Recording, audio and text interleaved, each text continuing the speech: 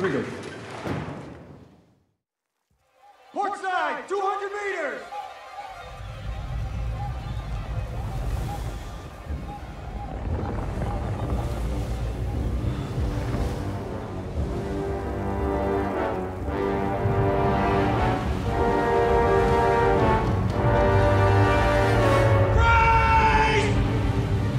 My biggest inspiration is music. There shouldn't be a separation between this is a blockbuster, therefore it's cheesy popcorn, and this is like a highbrow movie. I feel like there's a place, or at least I grew up with films where the two are combined, and it was like trying to find this hybrid that was like classic blockbuster territory that has like an emotional heart at the center of it.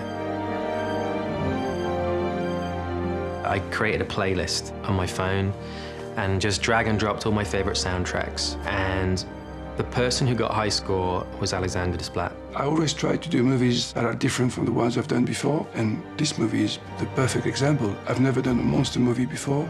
5M33, just first and seconds. When I saw Gareth's first film, Monsters, I was really impressed by not only the sensitivity, but the attention he was paying to the characters. And that's very rare. I think Godzilla needed to keep something very organic.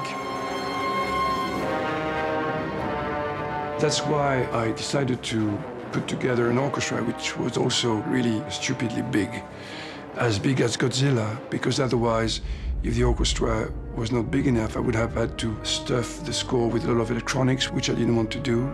Our movie's such a mix of different locations. You know, it's an ensemble piece with different characters, you know, and he was able to create this thread that weaved through the whole thing and made it one big whole. It seemed very important to me that the music would emphasize these characters' broken souls. That's why we have a huge setup with a string section, first violins, second violins, left, right, so they can do some very strong stereo movements.